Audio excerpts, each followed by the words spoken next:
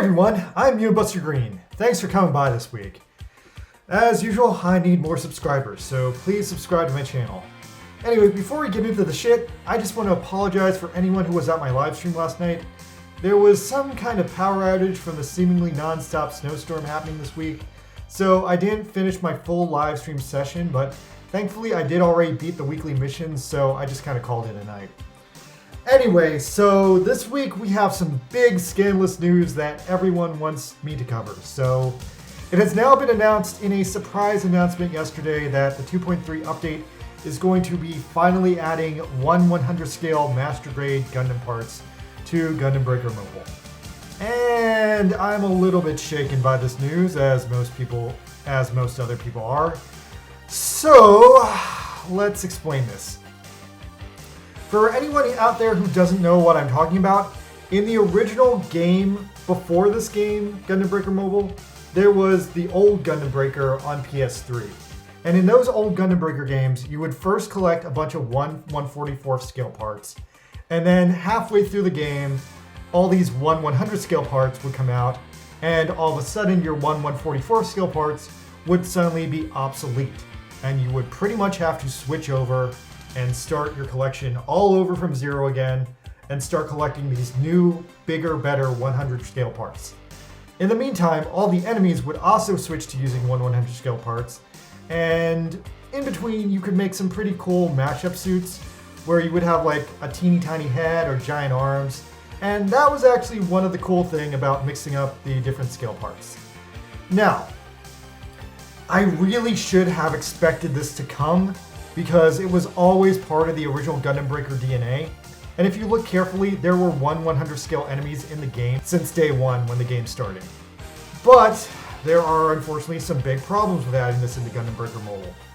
GBM is distinctly way more about nurturing your individual parts than the original Gundam Breaker games ever were. And in the past almost 2 years now since this game has been out, I have definitely wasted a ton of my personal time nurturing a very large supply of parts, which are now all 1/144th scale parts.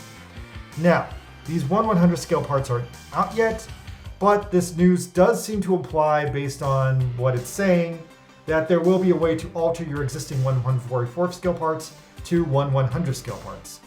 And yeah, that's news. I mean, it's better than having to completely start your collection over like you did in the original Gundam Breaker, but it also means more alteration parts, and the ceiling on the game is rising again, which, as always, is just another headache.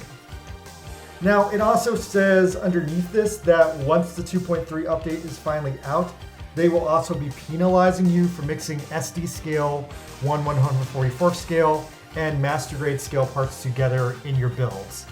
And conversely, they will reward you for not mixing them together.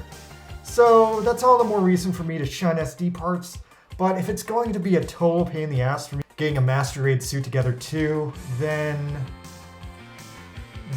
yeah, that's just another pain in the ass problem to worry about, especially if they're going to be rolling them out slowly or only allowing you to get them via alteration tools. So that is the grim future that awaits us. Now let us go back to the present. Now, meanwhile, overall this week, things are good, and in a very sick chain of events this week, the Pulse suit of the week is the Narrative Gundam C-Pack, and this suit is so great. If you don't know it, it's the new Gundam variant from Gundam NT, and it's just oozing with personality. It's basically like a new Gundam, Unicorn Gundam matchup. Now, alternatively, on the other side of the fence is the Gundam X Mao, which just is not as cool at all. I mean, the X Mao is okay. The Saber has really good stats if you have to pull that, but otherwise, I always viewed this suit as a suit that kind of just existed to be like, hey, did anyone ever see Gundam X? And on that note, aside from the backpack and some other minor design tweaks, it's basically just a minor tweak of the original Gundam X. So yeah, if you're going to make some pulls this week, you should definitely go all in on the narrative. Now, moving along from that, the weekly suit of the week is the Vigna Ghina Mark II. And I think that's the first suit we've ever gotten from F91 MSV. Anyhow, it looks like the baby of the F91 and the original Vigna Ghina. It's not crazy good or crazy unique or anything, but it does have this pretty funny beam flag that pops out of its backpack, And yeah, that's honestly the coolest thing about it. So if you ever want a giant ass pirate beam flag, there you go. There it is. Go get it now while it's free. Other than that, the Perfect Grade Strike Gundam is back to battle again this week, and it's now on extreme difficulty, like all the other multiplayer bosses. Now, beating this one on extreme was not so hard. You just have to have the right team with like a bunch of shooters and some boosters. But for my own reasons, I'm going to just stick to fighting it on very hard, since that means I can clear it in a few seconds rather than a few minutes. Alright, that's all for me, you guys. I gotta keep moving, but I'm very compelled to rewatch Gundam NT with all this attention it's getting all of a sudden. I'll catch you guys later. I gotta go. Bye!